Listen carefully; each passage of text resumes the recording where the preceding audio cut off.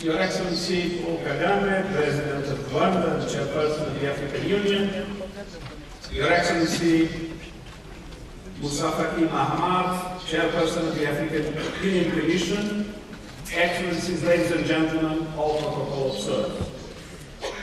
Allow me to begin on a personal note linked to the theme of this year's meeting.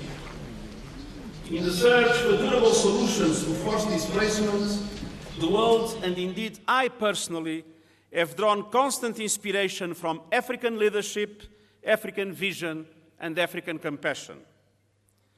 Despite the continent's own social, economic, and security challenges, Africa's governments and people have kept borders, doors, and hearts open to millions in need. And unfortunately, this example has not been followed everywhere. Unfortunately, generosity is not proportional to wealth. Africa has set the gold standard for solidarity. The 1969 Oau Refugee Convention goes beyond the landmark 51 Refugee Convention. The Kampala Convention on Internally Displaced Persons is the first and only regional convention of this kind. And African leadership was vital to secure the adoption of two pivotal global compacts on refugees and on safe, orderly, and regular migration last year. But these conventions were already coming to life in every corner of the continent through the spirit of African compassion. I will never forget seeing Liberian farmers share their seed rice for the next planting season to feed desperate newcomers fleeing civil unrest in Côte d'Ivoire. I will always remember the electric air of joy as I stood with Congolese returning from Tanzania, joined the repatriation convoy to South Sudan, or rode on a truck carrying Liberians home from Sierra Leone.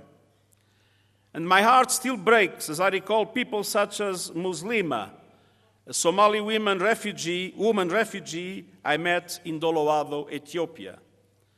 She had walked 2 weeks and lost 3 of her 6 children along the way before finally finding desperate needed safety and care. Over many years, it has become clear to me Africa's generosity to those seeking havens from war and persecution is unmatched. As High Commissioner for Refugees, I greatly admired and depended on that solidarity.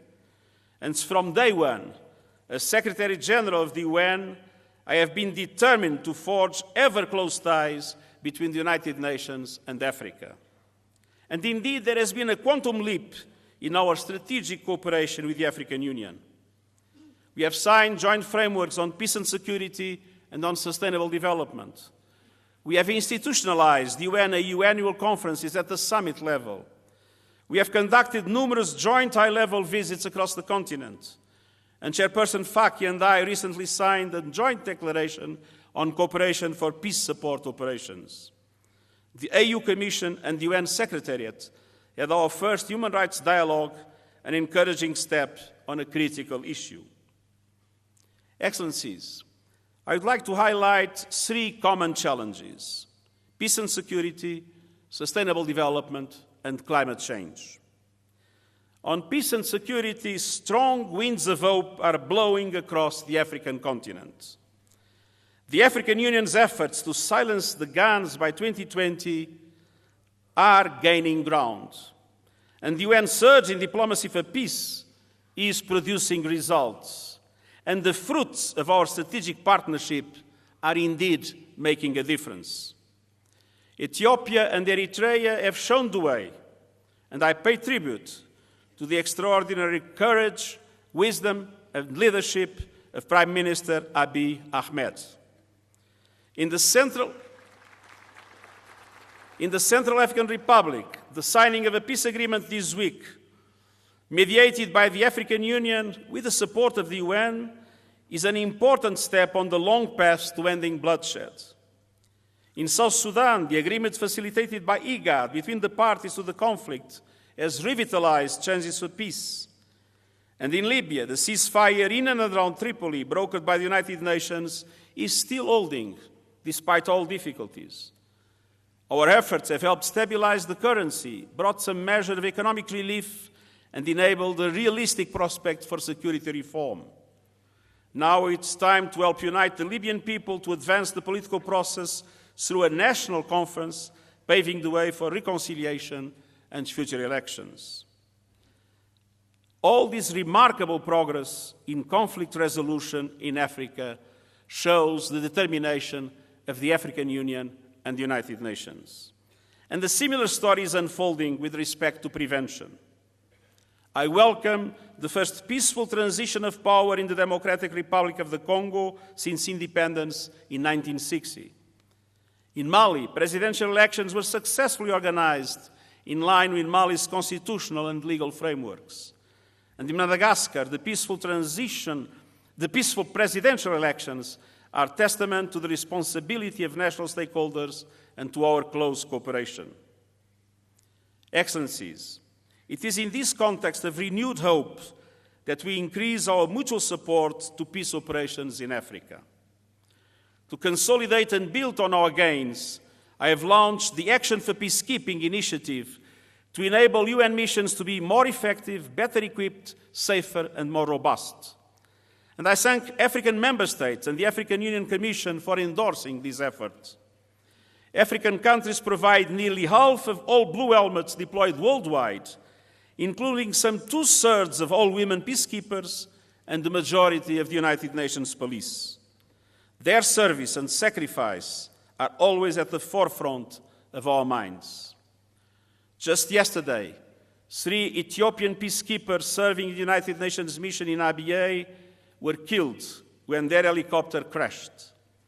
I want to extend my deep solidarity and condolences to their families, as well as to the government and people of Ethiopia, wishing a speedy recovery to all those injured. But our peacekeeping operations are increasingly being called into areas where indeed there is no peace to keep. And that is why I've been repeatedly expressing my support for African peace enforcing and counter-terrorism operations. And I salute the sacrifices of the African soldiers in AMISOM, the G5 Joint Force, and the multinational Joint Task Force in the Lake Chad region. But to be fully effective, those African peace operations require robust mandates from the Security Council and predictable, sustainable financing, including assessed contributions. And you can count on my full support fighting for that purpose. And I also welcome our joint advocacy for women's leadership in peace processes and political agreements. Groups such as FemWise and the African Women Leaders Network are making invaluable contributions, and women's equality, meaningful participation and leadership are critical to lasting peace. Excellences, nous savons tous qu'il ne saurait y avoir de paix durable sans développement durable. L'ONU est fermement déterminée à soutenir l'agenda 2053 de l'Union africaine et le programme 2030 de l'organisation. Mais la communauté mondiale est à la traîne pour ce qui est de résoudre 2 problèmes majeurs: atteindre les objectifs de développement durable et lutter contre les changements climatiques. The world is not doing enough, neither is it acting fast. Des objectifs de développement durable une réalité. Au rythme actuel, nous n'accomplirons que la moitié du travail et le financement est essentiel. Les pays développés doivent s'acquitter des obligations découlant du programme d'action d'Addis Ababa. Et je félicite l'action menée par les pays africains pour mobiliser des ressources nationales, notamment grâce à des réformes fiscales, à la lutte contre la corruption et à d'autres mesures de bonne gouvernance. Mais dans le même temps, la communauté internationale doit agir de manière bien plus efficace pour combattre les flux illicites de capitaux, le blanchissement de l'argent et l'évasion fiscale qui continuent de drainer des ressources vitales du continent africain, allant la plupart d'ailleurs vers le monde développé. Excellencies, we have another mighty challenge before us. Climate change is still moving much faster than our efforts to slow it. Just this past week, the World Meteorological Organization confirmed that the last 4 years have been the hottest since records began, emphasizing the urgency of accelerated climate action. Climate change is an existential threat, and particularly here in Africa, which has least responsibility for the crisis, but will shoulder some of the heaviest burden. Global emissions continue to rise, and the essential target of limiting warming to 1.5 degrees is becoming ever more elusive. We need more ambition on mitigation, on adaptation, on finance, and on innovation. And I will convene a climate summit in New York in September to spur action by political leaders, the business community, and civil society.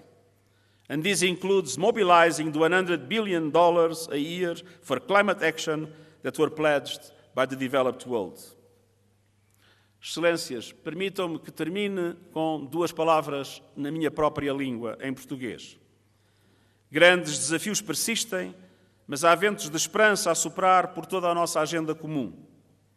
A África está a avançar e há razões reais para o otimismo.